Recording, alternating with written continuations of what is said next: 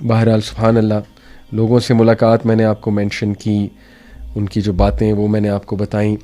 اس کے بعد amazing amazing amazing experience, اللہ اکبر.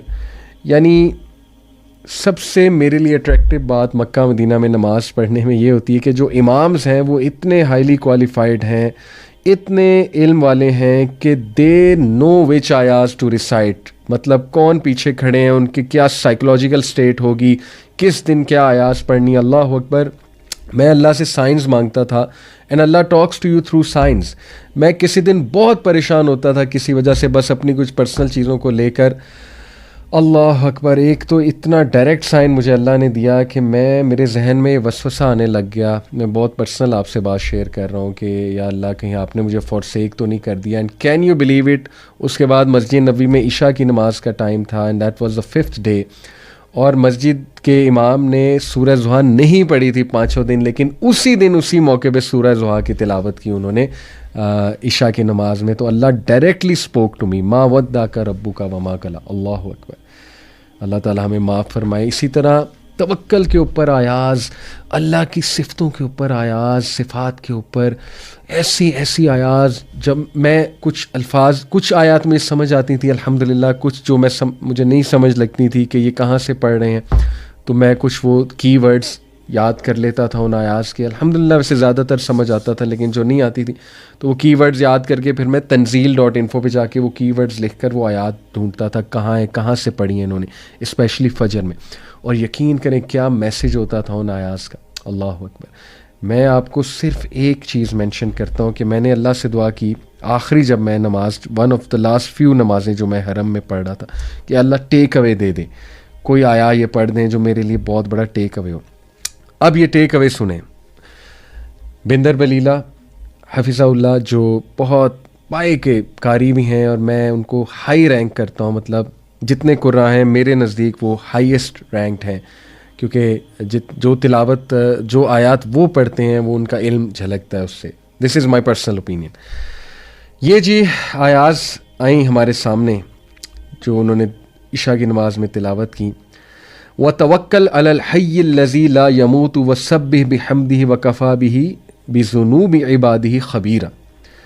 یہ اس کی ٹرانسلیشن ہے. And put your trust in the ever living one who dies not and glorify his praises and sufficient is he as the all knower of sins of his slaves. اللہ اکبر. تو یہ جو آیا ہے جی، یہ ہے سورہ فرقان کی آیت نمبر 58، چیپٹر 25 ورس نمبر 58.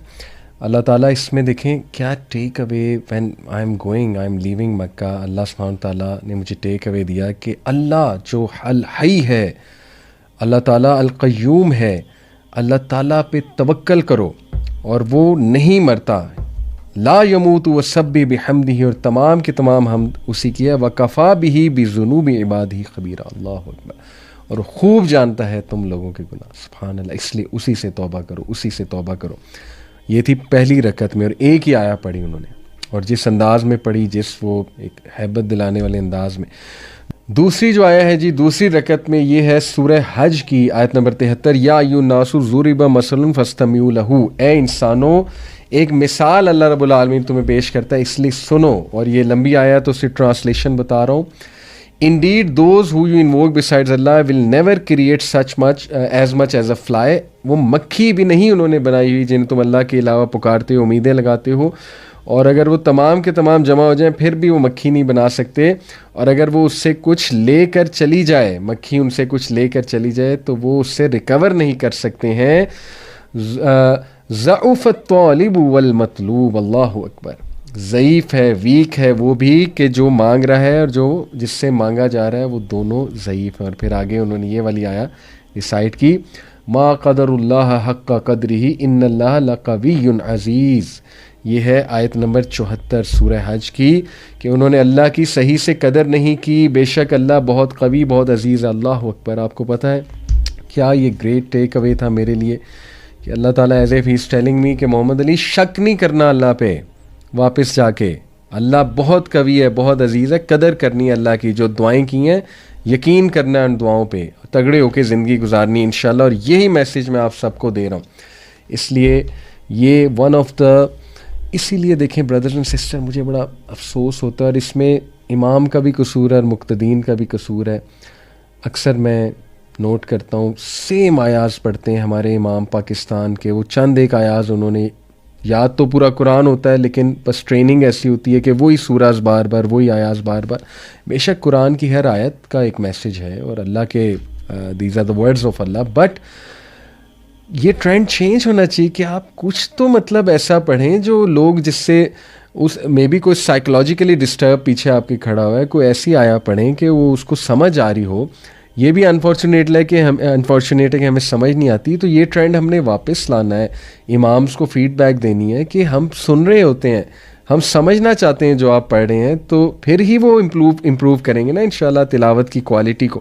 لیکن بہرحال یہ مکہ مدینہ میں آپ کو ٹیک اویز، سبحان اللہ، اللہ اتنے سائنز آپ کو دیتا ہے، اتنے سائنز دیتا ہے، تو یہ میرے لیے بہت امیزنگ، بہت فیسینیٹنگ تھا. اللہ اکبر.